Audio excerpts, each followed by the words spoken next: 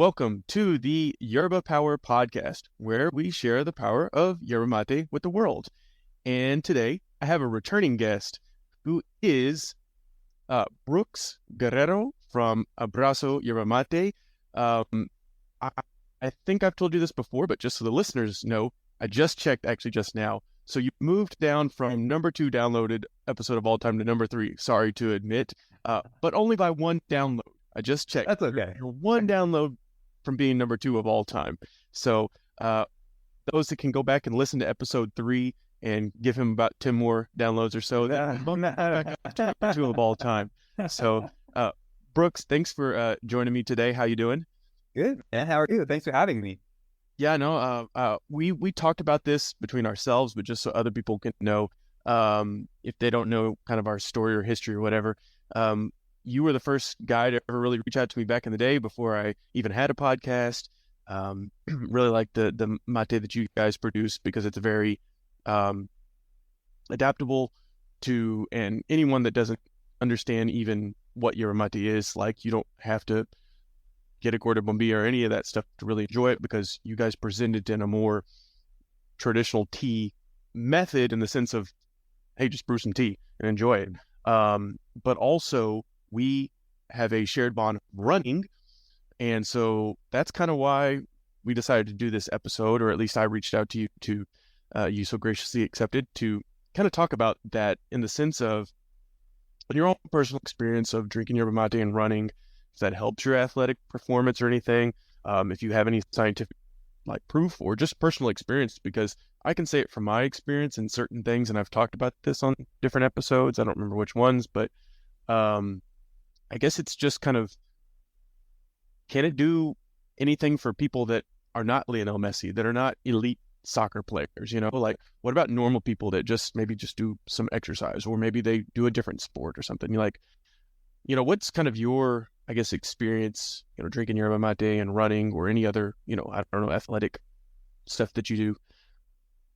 Yeah. So, all really good questions. I think that the whole, at least the soccer world, kind of like you said, really got, introduced to mate because of Lionel Messi. And now, I don't know, I don't live in the States anymore, but I see some of the cultural impact that Messi's had on Americans with his mate. There's a bunch of memes now about how everybody in Miami or in the States is now preparing yerba mate every morning and having the Messi kit on and everything. So, yeah.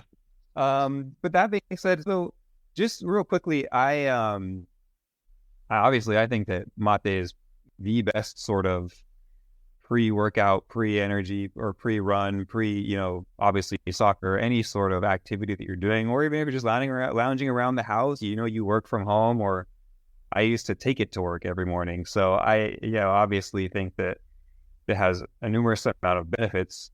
But I just wanted to say quickly that I have now some friends that are texting me from Los Angeles, which is where I grew up. And they've been sending pictures, they're now seeing some mates in the gym. So really? Some people are bringing their gourds, their mates to the gym and kind of refilling it between sets and stuff like that. And really, I think that's amazing. So personally, how it kind of goes into my everyday routine is I just drink it before I do anything. It's I have water next to my bed. I throw down about a liter or so of water, and then I'll get started on my mate, mostly because I'm, it's how I grew up, but also because it obviously has caffeine and other natural benefits we can get to in a minute. But that's how I start my day with it. I know that, scientifically, as far as gym is concerned and being active is concerned, I don't know if, a lot of these, I don't know what the demographic of the listeners are, if it's just I want to get my mate in, or I need my caffeine fix.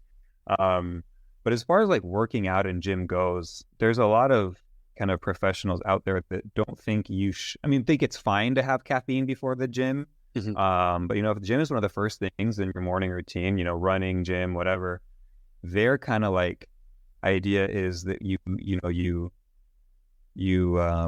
don't have any sort of stimulant before you do your workout. I don't know the whole science behind that. I'm also obviously not a doctor. And so for those of people who do know my family, or, I'm going to say these are my opinions, nothing to do. I'm not a doctor. Sure. These are just kind of how I grew up, and they're definitely my opinions, but I still like to take it before the gym anyway. I do feel a difference. And then, we can get on to the whole running thing and how it makes me feel and some friends of mine feel. But essentially, mate has nearly every mineral that your body needs to sustain life. So it's like a good start, It's a pretty strong case for it, right? Yeah. So, in not to dig into the weeds too much, but yeah, I do think there is something to it of, okay, what time, meaning the distance of time between when you drink and when you actually do the workout. Mm-hmm. In other words, like, is this an hour before? Is this a certain, amount of mate? In other words, I've heard one of another podcast, Soccer is Football. The guys in Orlando that met, and they've been on here as well. And if you don't know about them, check them out. They're great stuff. But one of the guys, Seba, he's a cyclist. So the same kind of, cardio endurance kind of thing. But he was telling me, very specifically about a half liter he'll drink about, I think, like an hour or an hour and a half before, I think is what he was saying. And the reason, and I, in my personal experience too, of kind of putting the distance, I would say I usually drink after on certain days and sometimes before. But before your runs or workouts? Mm-hmm. Okay. And I will say, though, I do put a distance between that, and it's very quite simple, is the fact that Yerba Mate is a diuretic, meaning using the restroom. So personally, I do kind of put some time between that and when I actually go run, so that while I'm out running, that, not having to use the restroom as much. And that's just quite simple. It's nothing any scientific to that. It's just straightforward facts, But I will say too, as far as like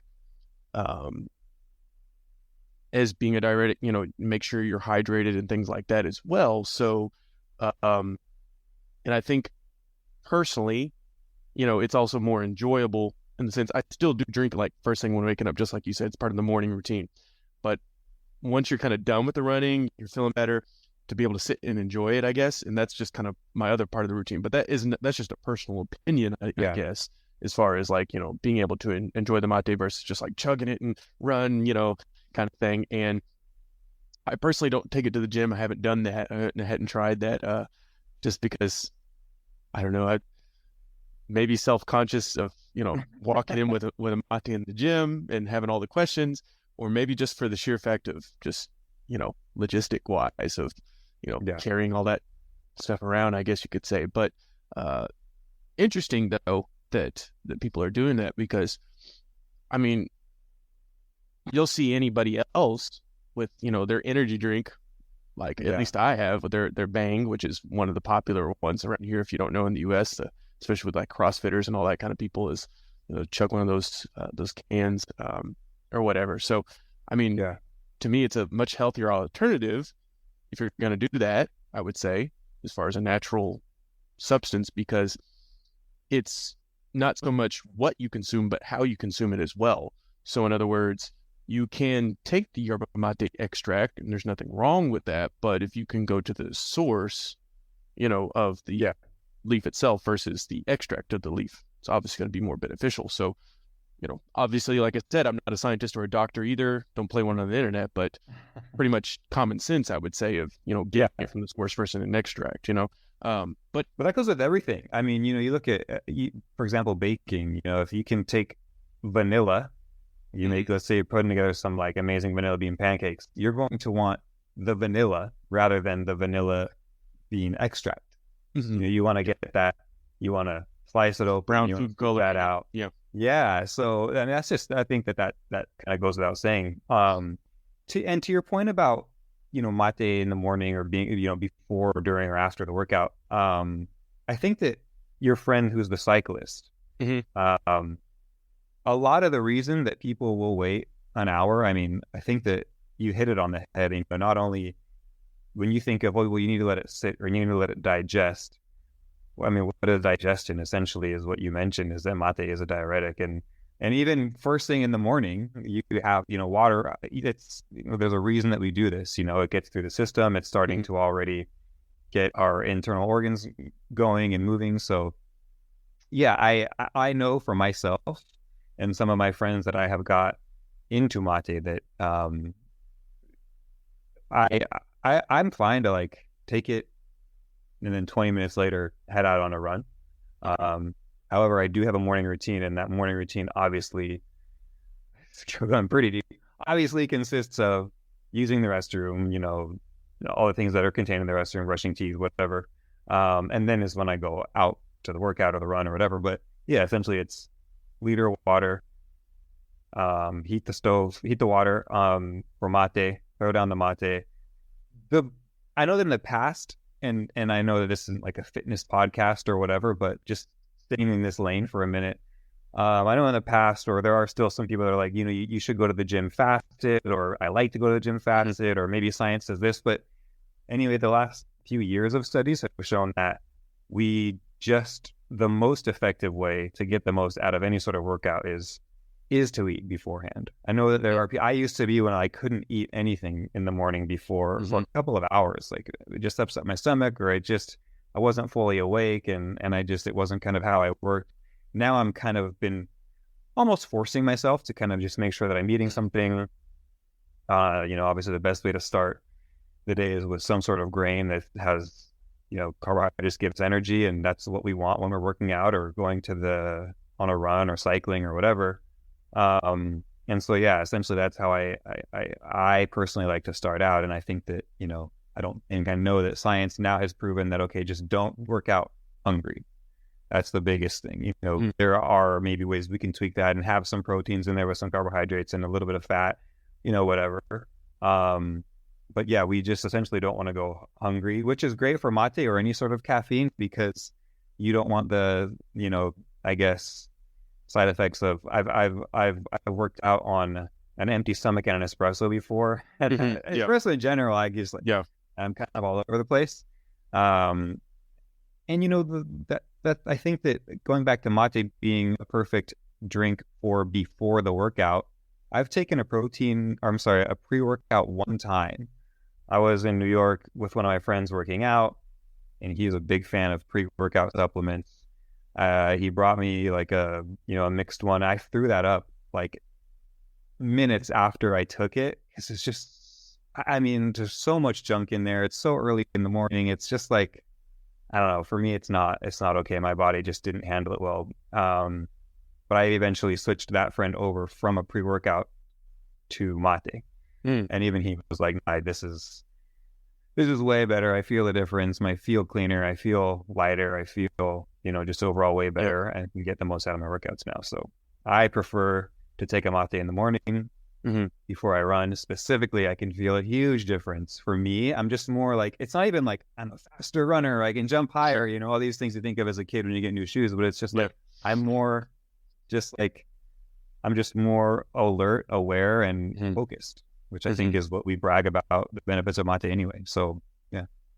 No, that's exactly what I was going to say. And I've struggled to put specific words on what you said. Is kind of like, it's saying in this alertness and awareness, and it's like, how do I verbalize that? But I will say today, I just got back from a run about 6.5 miles, and it was kind of a little bit of a training run where I had to go, not to, overwhelm anyone that's not running, but if you are, I'm training for a marathon at the end of April here in Nashville for St. Jude. And so I'm kind of working on some speed work right now, and then later into official marathon training with a local running club. And so this morning it was kind of like this bladder kind of workout where run a mile at about a 7-ish pace, and then a quarter or 3/4 of a mile, or let's put it in meters, 1,600 meters. Then it was 1,200 meters, then 800 meters, then 400 meters, then back up, kind of thing at different paces. And anyways, so with all that being said, yes, I did drink yerba mate this morning before with my wife, and we have a liter, here, Mhm. and I guess between us both. So technically, I obviously didn't drink it all, but then I did go and run probably about 30 minutes ish after that, and of course I'm finishing some more now. So as far as what you said about the alertness is, yes, especially in the morning, the waking up, being, I guess, present, because, Yeah. may sound a little woo-woo science or whatever but the truth is being aware and alert of your body to help you perform, to feel, because especially with running, I would think more than anything, how your body feels doesn't necessarily always equivalate to output. In other words, Yeah. perceived effort. In other words, to this morning, I'll be honest, I felt good, even though, like, currently in my current conditioning, I'm way better than I was even a month ago. Like, I was struggling to be where I'm at now. Sure, there's been different workouts and stuff, but I think just the, awareness of how I'm feeling, of whether it's struggling or whether it's, you know, easy, I guess you could say, or moderate, light, however that feels. So I guess that's something to mention as far as that alertness and why that's important. So, but you did mention, as far as science, replacing minerals from sweat or something that you had told me about before. Can you have any more details about that? Yeah. And just to kind of backtrack a bit, just on what I said earlier, it's not that, I mean, I like I said, I do drink caffeine, or in this case, mate, before I work out personally. And it's more like what we don't want is to be reliant, like to have to drink mate or to have to drink coffee or whatever before our workout. Because I think we've all been to the gym or on our runs or in our daily lives, or just kind of like not all there, or we're going through the motions. And that's almost like a waste, It's like, for me, especially running is extremely meditative, and you can kind of just almost zone out in a positive way, and just I don't know how else to explain it, but just kind of be in a meditative state for an hour or however long your run is. And I don't feel like I can achieve that kind of oneness or something if I'm not fully, awake or alert or something. Yeah. So for me, I mean, I will continue to, to have it beforehand or whatever else. So I do notice the benefits. But as far as like before and after, I mean, I think that obviously we all know that we sweat when we work out, or we sweat when we go on runs, or we definitely get rid of a lot of things in our body that are good to have. Most of those things are minerals. To kind of just lump those minerals into one word, we could just call them electrolytes. And electrolytes contain a ton of minerals. And I believe every mineral, I mean, obviously, electrolytes are kind of a mixture of all these. Yeah, but mate has those. For magnesium, it has sodium, calcium, like all of these things that you buy a Gatorade for after. Mate has all this stuff, aside from the bad things. There's no sugar in there, there's no colorings in there, there's no high fructose corn syrup in there. It's literally, as we know, just an herb that has all of the things that we need. And it's not one of the things that's difficult right now with mate. I think that as an owner of a company that sells it and distributes it, and you probably as the host of a podcast and an Instagram channel and all of this, that it's hard to, we're trying to educate people because it's so new to at least North Americans. And one of those things I think is so difficult is, I don't know if you ever see people asking like, well, how much caffeine is in it, or how much is a serving? Like, none of this, no one knows this stuff. Even people who've been drinking it forever, like, there's different sizes of gourds. I use a big one, like all my family uses a small, very typically Argentinian one. And some people fill it up to the top. Some people just put a lot less in it. If you're on Instagram, you're probably putting it way over full and making it mountain and making it look beautiful, which is awesome, but a little overdoing it or whatever. So I think that it's I can't, we can't come here and say it's going to completely replenish you of all your lost minerals. So we just have no idea how much you're intaking. Not only that, the quality of the mate. I know that, some of them have fillers, some of them have too much powder, some of them have this or that, but in general, you're going to get all of those, most, I'm not going to say all, you're going to get nearly all those minerals that you need, but that your body sweats out when you are sweating, when you're taking in mate. So I love to have it right when I get back as well. I mean, you can drink this thing all day long with one fill up of yerba. So yeah, I'll have it before, I'll have it a couple times after too. And then, I feel pretty good. I think that's a cool point though you made about with the serving size, like may vary. And it was true. I was trying to answer that question for people too about how much caffeine, and basically the general answer is per serving, obviously depends on what kind of yerba, how big, but per serving, it's around 70 milligrams, give or take. But as you said, it's because it's a leaf or a tea or an herb, whatever you want to officially, scientifically name it, but a holly leaf, but, that is going to dilute over time, right? Because it's not going to have the same, it's getting absorbed from the water. So it's not going to be like you're drinking 70 milligrams for, exactly. the whole liter, and also, as you said, you can drink it for a longer period of time because of that same reason, I guess, is that, it's not like you're drinking 7 cups of coffee or a liter of coffee. It's not the same in that sense. So I don't know what the point I was trying to make other than like it's something that you can, I guess, continue to drink, but also that the sheer fact of just drinking water, sure, is it straight water? No, but the fact that you're still getting water intake. So I guess in a lot of people struggle with just getting water and staying hydrated in general. So whatever that's worth as far as athletic, ability. But do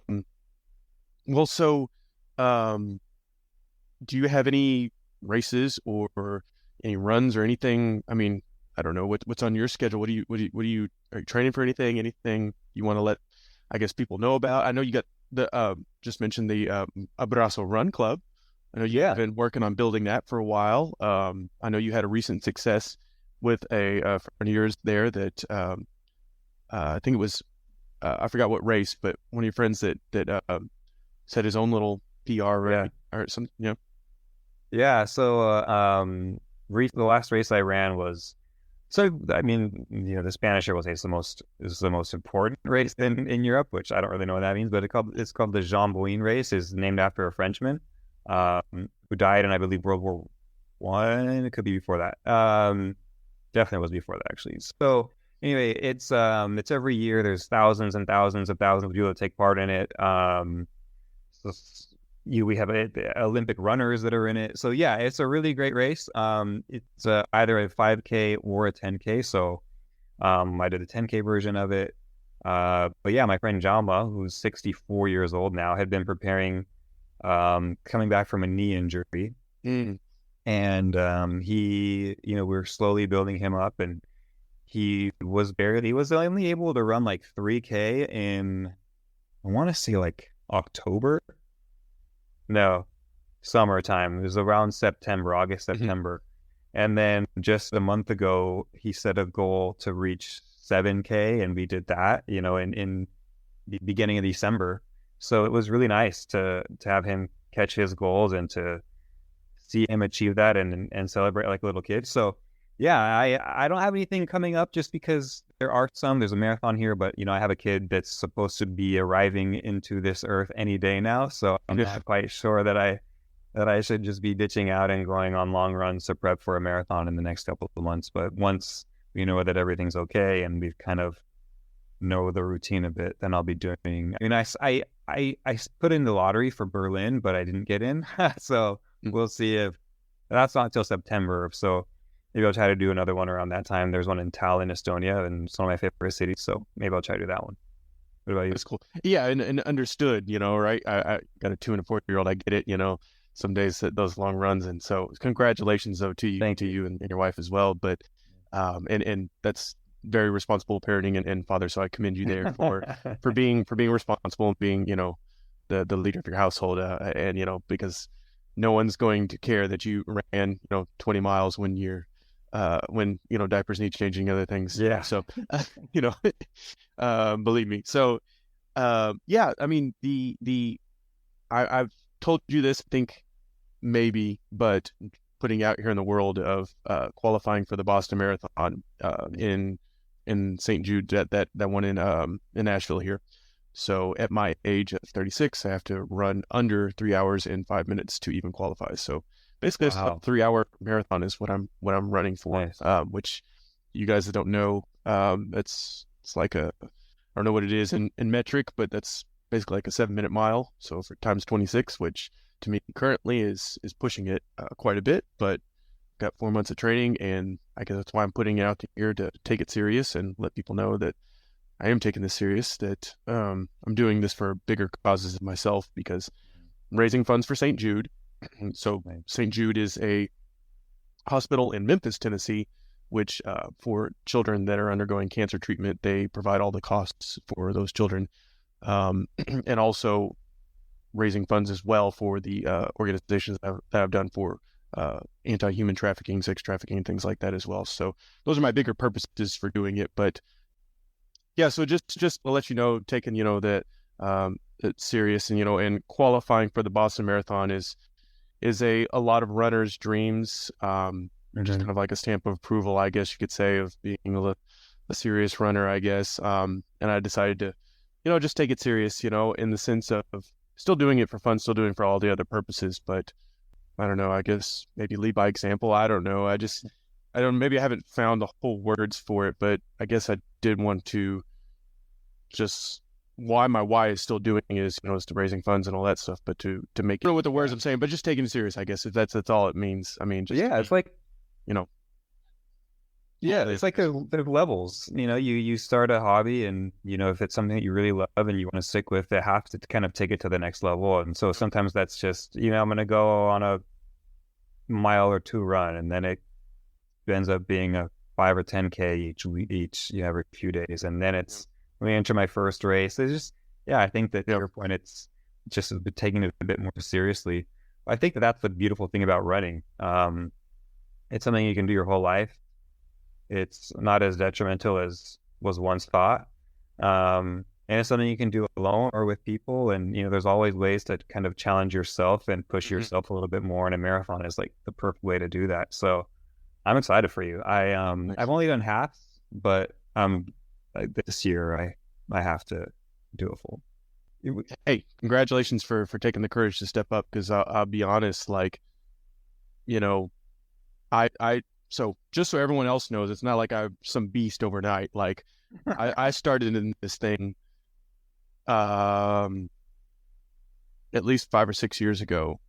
I'm trying to think what year that was when I ran 6 years ago, because I ran my first half marathon for my 30th birthday. So and yeah, I had no idea what I was doing, and getting to that point into all that time over now, of learned experiences and all those different things of, to each their own, right? Every, person's, I guess there's no perfection. It's you against you, wherever you want to be and whatever is good for you. But I will say, half marathon is those ones that haven't done it. I think that's a fun one to try. It's a good test, because it's further than a 5K for sure. So it's a little bit more grit you got to do, but it's also, you can get it over with faster. In other words, it's not going to take all day. It's, at most 3 hours of your time versus, a marathon where it can take, probably 5 hours of your time, So I will say that. And the recovery and all the other training is divided in half as well. So that distance, you would think, that's at least what I thought, is, oh, well, it's just a half marathon, so you just do the same thing times 2, right? But, there's a certain mentality and difference. It doesn't just double it kind of triples or quadruples, but anyways, but obviously you're a fit and smart guy. So yeah, I mean, and for anyone matter of doing into it, like, but I think that it was explained to me really well by, there was basically, even if you haven't done any races yet, not every race do you have to take seriously. There's a good way to look at it is like there's races where you obviously want to compete against yourself and others and like really, really beat your best time or set some PRs or something.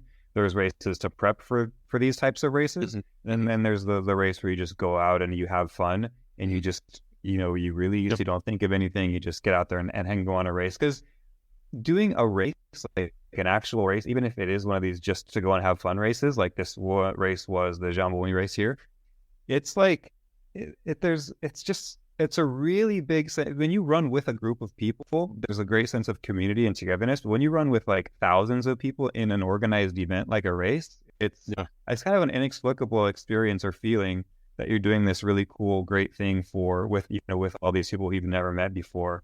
And even when you are passing them, or if they're passing you, there's still kind of this feeling of togetherness and camaraderie. So I would definitely urge anyone who hasn't done a race or thinks I'm not fast enough or not good enough yet, like just do a race. It's really it'll just give you a different experience and vision on why we run. I think it's an important thing to do. Well said. And if you can't find a local group, then start your own, just like Brooks. So running together with people too will a lot of camaraderie, encouragement, the community, like you said. I feel that the running community, tying it all back with Yerba Mate, are both very positive communities. Like I'd say no one. Most people, are cheering for you in the sense of like, I'm not really racing against you. I'm racing kind of with you. Of course, I still want to win, but I'm still not going to like wish you bad, I guess. You know what I'm saying? Yeah. And the same thing, especially with your running group, it's like they're doing it with you. It's like even when you're losing to that person, they're suffering too. I guess what I'm trying to say is like, they're not the only one, stuck in their head or whatever.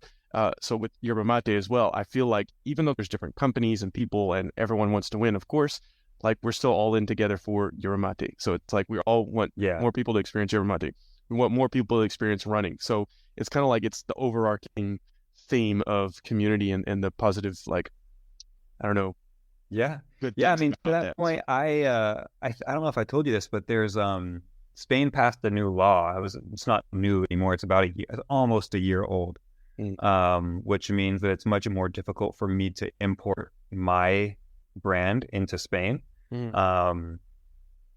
But I still, those friends here that I get into Mate, it's not me trying to give them my brand. I can't import. It's really difficult to import now. I have to jump through a couple extra hoops, which is just not super fit, nor do I want to pay even more for it. So, I'll give them a gourd and I'll buy them a mate that I grew up drinking, just because that's how much I believe in mate. It's I think that it's not even about sales for me or getting more business or whatever. It's just getting people overall generally healthier, because you talk to a lot of people and it's like, I really need coffee, but I hate how it makes me feel, or I hate how jittery it is, or I hate how acidic it is, because pH levels alone, like mate is way more alkaline than mate. I think mate is way more alkaline than coffee. I think coffee is like a 4, perhaps lower, and mate is up to around like 7.5 alkalinity. So, just in that sense alone, if you struggle with any sort of indigestion or heartburn, think of switching over to mate and give that a shot. Also, like, we said earlier, it's not going to have 100% of your daily requirement for these minerals and electrolytes, but it's going to have more than drinking just a cup of water or drinking a coffee or an espresso or something like that. Don't get me wrong, like I'll still have an espresso. My wife is a big coffee fan. So sometimes I like to have coffee out. Like I see a cool cafe here in the streets of Barcelona. Especially in Spain, you guys got a great coffee culture. Yes, you're absolutely right. And it's different than Italian culture, where the Italians won't drink anything drink milk, but so in my sense, a non-dairy milk, they won't have anything after 11. And here in Spain, they'll still take a cappuccino at like 4 p.m. or something, which I like that. So yeah, I mean, I just grabbed a cappuccino con leche de avena on the way home about an hour or so ago, and it's just a fun little, I don't know, thing to do in Spain. It's a really big culture here. So are you vegan or just non-dairy? For a long time was vegan. Mm-hmm. Then when she got pregnant, we went to just vegetarian. Mm-hmm. I actually, to be fully transparent, I started eating fish. I mean, it's not, I have fish maybe once every 2 weeks or so. Started that in the summer. We were in Mallorca for the summer, and it was just calling to me. And that's kind of when we first came out to the world of Instagram, like that she's pregnant. We were with her mother who was visiting. So yeah, obviously when you're in Mallorca, you've got to have the seafood. It's amazing. So that's kind of when I started back up on the seafood thing. And so. No, just curious because side tangent, but yeah, I found that I've kind of gone off and on and stuff, but I found that plant-based personally, for me, not trying to push anyone, but plant-based, that kind of stuff has been beneficial to me as a runner as well. And so I was just curious for my own, I guess, personal research, because I've heard that a lot and I've tested it on myself, But into the fish, I was in Palma, in Mallorca. This was years ago. I don't know what part of Mallorca you guys were in, but beautiful place. Beautiful. Yeah. So unbelievable how pretty it is there. And anyone only knows about Ibiza because of the party place, but the other places are great too. So, I mean, Mediterranean islands. I mean, Yeah, I had, obviously you hear about Ibiza being a party spot, but every time someone asks, like, have you been? And I'm like, no, I'm not really I'm not a partier. They'll always come back with, no, like it's still an incredibly beautiful island, even if you don't go to the, the parties and stuff. Like all those islands are incredible. But yeah, I mean, I think that is when, my wife had been vegan when I met her. Obviously, being Argentinian, I was eating quite a bit of meat when we met. So in some sort of solidarity, I tried the vegan thing, and I remember very well that I had a 10-mile run after, and so I was like, oh, I'll go vegan for a week and like see how I feel after this run. And I didn't need, like, I try not to take Advil anyway, but I didn't even think about it. I was like, oh, I don't feel like I need any sort of, help recovering from this run. And I'm not saying everybody will have that same experience. Sure. I'm not saying that I've felt differently other times since I've been a vegan, but overall my recovery has been way better when I switched.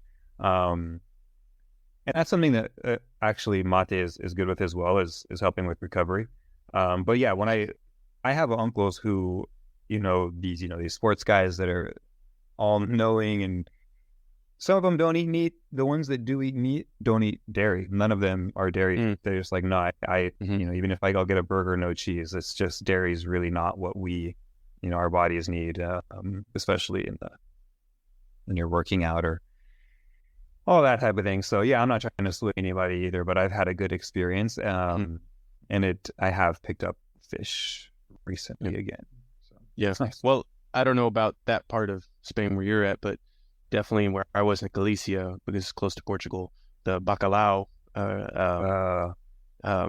especially the Portuguese, they prepare it really well with, like, they call it bacalhau com natas, which is like with cream, or whatever. It's delicious. But anyways, not, but yeah, going back though to Yerba Mate and electrolytes though, I did want to capitalize on that because that's one experience that I've had a problem with in running is electrolytes. Not getting enough electrolytes, which are like sodium, potassium, magnesium, zinc. I think I'm missing one. I think there's 5. But anyways, yeah, getting those electrolytes, because your muscles need it, especially with dehydration and sweating, all that stuff out. Yeah. Especially after like a marathon. Like I'm literally like caked in salt on my face, like because I have to replenish that. And it's been a problem that I need to correct, is because I guess I just sweat a lot, but I'll get to like mile 16 historically where I'll kind of start cramping because of not getting enough electrolytes.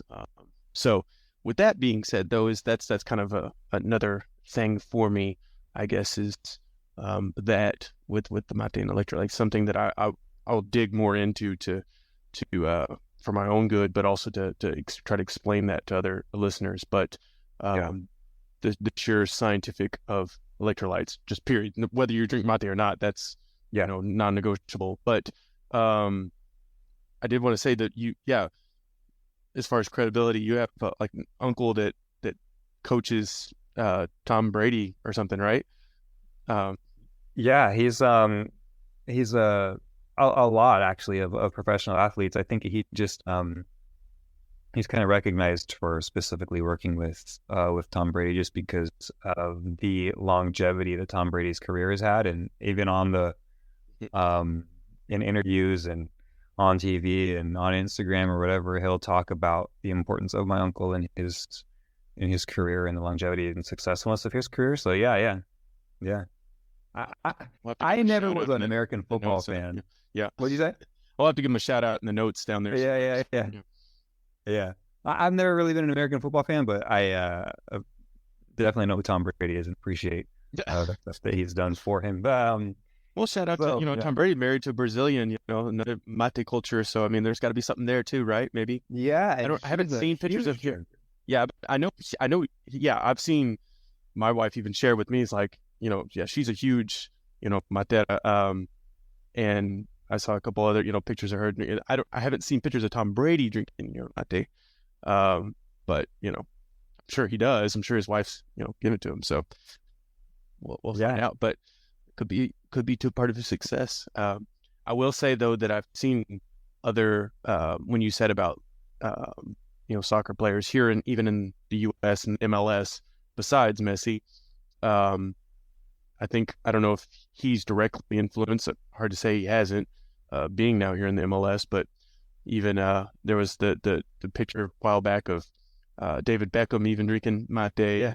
But a lot of his other fellow Miami players, and then there's even some guys here in Nashville that I know of that I've seen drinking mate, and like players that are not Argentine or Uruguayan or anything. Like, in fact, the guys like Haitian American that I've seen drinking mate that trying to get on the podcast, but there's other people I've seen. So it's just interesting. Like, I guess that's why I wanted to dig more into this of if soccer players are doing it, there's got to be something there. I mean, sure, it's I guess it's marketing in the sense of Messi, but at the same time, like, it's cultural for him, sure, but other people are doing it, and there must be some benefits to it, or else they wouldn't do it. Because let's face it, it's not like, if it's not in your culture, it's not very common, and it's also not to say it's not easy, but it's not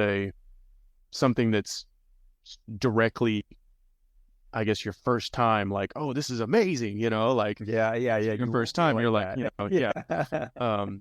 but after a week or so, you will probably start to. I mean, I've trying to figure that out with a recent guy that I got started on Yerba Mate, like, to get him to express, after a week or two, do you feel any different? Anything else? I mean, Danny Morin, who was on the podcast, did mention about some of that stuff after a month of, like, the bloating going down and losing weight and, just feeling better and all those other, putting words to it, and experiences vary by person, just like the serving sizes that we talked about. But generally speaking, it's going to be positive, not negative. Now, that's the only thing I can say, Yes, especially with all of these physios and doctors and sports doctors and body coaches that all of these football teams, or I guess soccer teams, employ. They're not going to let, a Messi drink something that they don't think is good for him. So, I mean, I think actually is actually, to that exact point, the previous coach, this was years ago though, but it's been known that Messi was like a Pepsi addict as well. He drank a ton of Pepsi. That the former Barcelona coach, like, took out the vending machines in Barcelona because of that, to keep him from drinking so much Pepsi. And there was a time where Messi, when he was coming back from an injury, or he doesn't get injured often, but he was coming back from an injury and was trying to kind of get into the later years of his career at the time. And so he started seeing more of a nutritional coach, and they kind of messed with his diet a bit, and everybody saw like the big changes in his body. But even then he was still drinking mate. So that's something that's never left his side as his career has continued to evolve and progress and everything. And so, yeah, I mean, I think that it's obviously big in soccer culture. And I think that personally, it's only a matter of time until it continues to grow and evolve and get into every sort of facet of health and wellness and, athletics. Maybe soon we'll see, I don't know, athletes drinking it on the sidelines in the NBA or NFL or something. Yeah. And I don't know, but yeah, it wouldn't be a surprise if I started to see this, or before getting off the team bus or something in the States. But yeah, I mean, that being said, I think that again, just going back to my experience that I can speak to, is that I definitely do truly feel a difference when I have it. I feel much better when I have it, even if I'm not working out. It's just like, it's something that kind of just brings more joy to my day, and I do feel better. And even if I'm sick, I feel like I don't know. It's something that I feel like it gets me to back to healthy and kicks the cold or whatever, faster than if I were to not have it. So that's how I feel about it. There's also, like, going kind of back to cycling, there's also a lot of things that you can have, I don't know if anyone's listening to this who's not a mate fan, but there are also other things you can particular. Like, for example, I don't know if you're a cycling fan, but like they're not Jumbo Visma anymore. They're now Team Visma Lisa bike, but they won the Tour de France 2 years in a row. They won, there's a Colorado guy, Sepp Kuss. He won the Vuelta here in Spain. Anyway, they always, after every single race, there's a coach there giving them something, and that is actually cherry juice. But I'm hoping that it turns into mate soon. But cherry juice is amazing for recovery as well. Cherry juice is crazy. Is it if you can find it? Dark tart cherry? Super dark. Yeah, exactly. Yeah, that's what I've heard too. It's hard to find. Interesting. Yeah, no, it's I've found some, juice in the bottle. I don't know if that's is well or not, but sometimes frozen dark tart cherries I can find. So anyways, just interesting for you to express that as well. I've heard that about. There was even a former Navy SEAL that mentioned that about drinking that, like, after like his hell week. He just asked for his family to bring him as much of the dark tart cherry to like recover or whatever. He just chugged like gallons of it or something. But anyways, well, hey Brooks, thank you so much for being on the podcast. Thank you so much for your insight and just what you're doing for the Yerba Mate community and running community as well. I really want to commend you for that. And those that are, looking into running or Yerba Mate, whatever, feel free to message us anytime. That's what we're here for. That's what we want to support. If you are an athlete of any kind, love to have you on the podcast as well to talk about your experience or, what Yerba Mate has done for you. You don't have to be an athlete, but I personally am, seeing that, there could be some benefit there, that there's maybe people to make aware of that. And that's kind of the message I'd like to get out, instead of it just being, I do think it is still an anchor for my day and daily routine and lots of other benefits as well. But seeing it as a,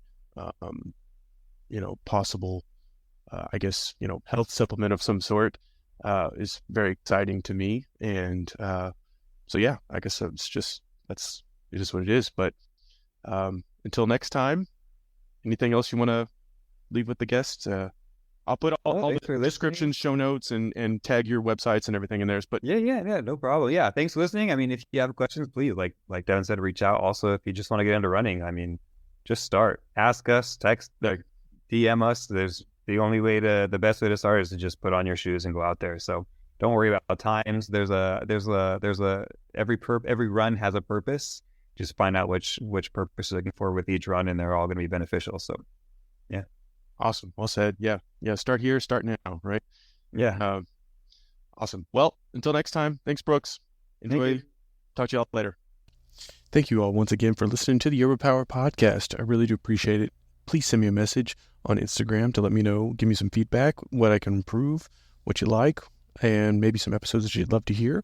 If you're an athlete, please reach out to me. I would love to have you on the show and hear how Yerba Mate helps with your athletic performance, or if it does or doesn't. I'm really doing an investigation into this for myself and for others out there that, to get Yerba Mate in a way as a healthy, supplement, I guess you could say, realizing that it's untapped potential. And that's kind of one of my little missions I'm on right now.